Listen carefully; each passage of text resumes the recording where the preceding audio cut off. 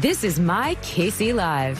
Raffi Andonian is back with another history lesson. Today we're looking at some significant moments in sports history. With the Chiefs going for a historic third Lombardi trophy in a row, we thought it was the perfect time to look back at some other notable February sports moments. Raffi Andonian is back after the break to walk us through them. Hey everybody, welcome back to My KC Live. There are so many incredible moments in history, so each month we're going to take a look back at some notable historic events. And here to help us do that is celebrity historian Raffi Andonian. Welcome back to the show, sir. Hey, thank you so much. And with the Chiefs in the Super Bowl, yes. I even wore my red bow tie in honor, of course. And sports history is a perfect thing to talk about because they're on the verge of sports history, as one of the previous pieces just said. It links so well together, and we got our fingers crossed that we're going to get 3 in a row here. But you've actually tracked down a lot of other cool, notable moments in sports history for the month of February. That's right. Black History Month, it's perfect time to talk about some of these things, too, that we're going to be mentioning here. So walk us through it. What do you got? You got it. Now, remember, on the 3P, real quick, with the Chiefs, so another thing to keep in mind is not only can they be the first Super Bowl 3P ever, but there were former NFL 3Ps before the Super Bowl era with the Green Bay Packers. One of their victories was over the Chiefs in Super Bowl I because it spanned the pre-Super Bowl over Super Bowl. So there's a little bit of vindication coming our way if that happens too. But you know, Tony Dungy, speaking of Black History Month, was the first black head coach to actually win a Super Bowl, and he was an assistant on the Chiefs. So there's other ways that the Chiefs are woven into Super Bowl history. That's so cool. And he played against another black head coach, or coached against another black head coach, Lovie Smith. And what's really fascinating is Tony Dungy, even though he was, on the Chiefs as an assistant coach, he started his playing career on the Steelers as part of the Steel Curtain defense. He played and won a Super Bowl there as well, speaking of sports history. So cool. And I brought here, signed by Jack Lambert, the middle linebacker of the Pittsburgh Steelers helmet that you see here. And it wasn't the only Steelers tie. 2 years later, after Tony Dungy, it was Coach Mike Tomlin, the Steelers head coach, who is a black head coach, also won the Super Bowl. But the first time was February 4th. In 2007. Pretty cool to think about. Such a cool dude, too. Exactly. He is a cool dude. Now, speaking of Super Bowl history. Go ahead. February 8th, first Heisman Trophy winner? February 8th, exactly. First Heisman Trophy winner was went on February 8th. Was the first person to be drafted in the NFL. That's when we had the first NFL draft. He was the first Heisman Trophy winner, but he was the first NFL draft. Now, here's what's funny.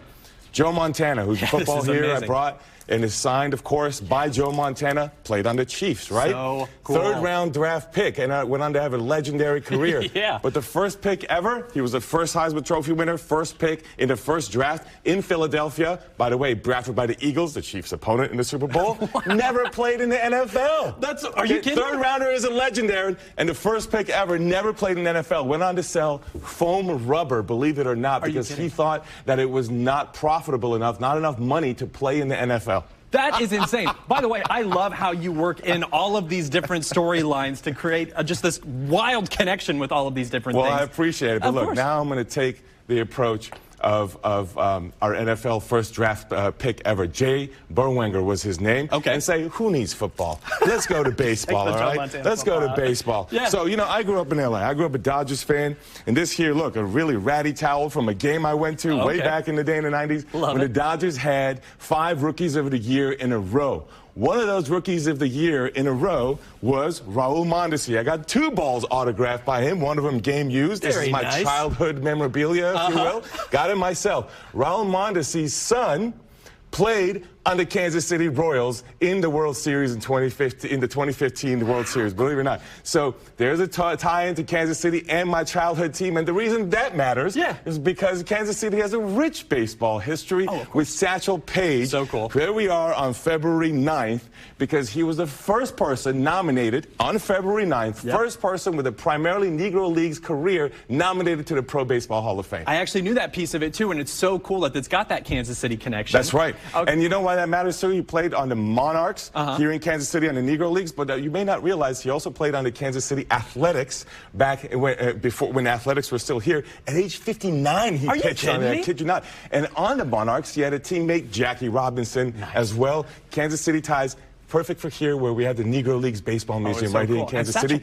And on the 13th of February is where the first successful Negro League started in February 13th in the 1920s. So believe it or not, there's a lot of that history here, perfect for Black History Month. Oh, absolutely. Now, running out a little bit of time here, and I told you, I hopped on YouTube and watched the miracle speech from this thing, too. We're going to talk about that, too, but before you get to that, let's talk about this, because this is actually a wild story as well. Exactly. Beer so you have a beer during the sports, right? Yeah. So here it is. Just the Coors, cracking open a Coors. Cracking over. Oh, gosh. What you may not realize about the Coors story, the Coors heir in 1960 was kidnapped for ransom and eventually killed.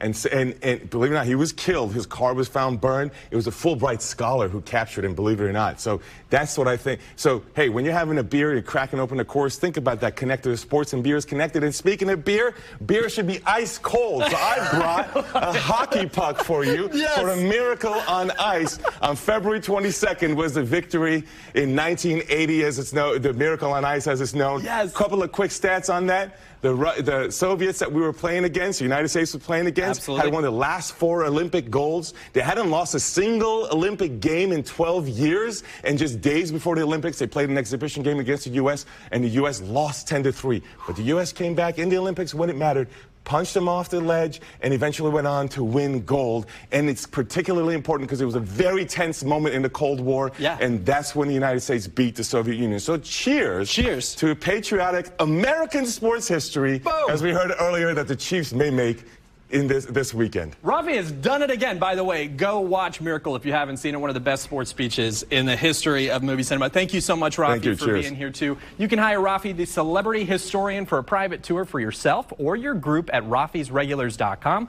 or follow his history adventures across the country on Instagram at celebrity_historian.